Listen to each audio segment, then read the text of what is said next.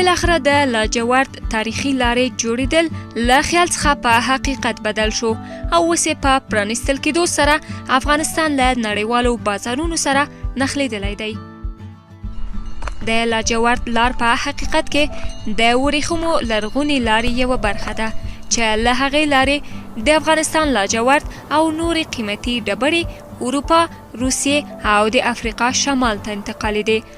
حاضر دمه د دې ترانزیتي دهلیز بیا رغونه افغانستان او سویلي اسیا په لنډې او ارزانه لارې له اروپا، منځني ختیځ او د افریقا له شمال سره نښلوي.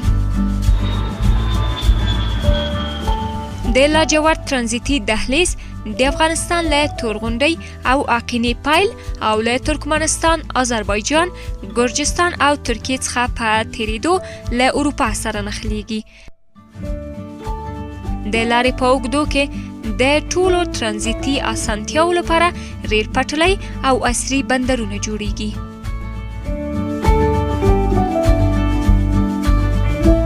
له لاجورد لارې څخه په ګټې اخیستنې د افغانستان لپاره ترانزیتي لارې زیاتېږي او په اوږدمهال کې د ترانزیت لګښت او وخت راکمیږي.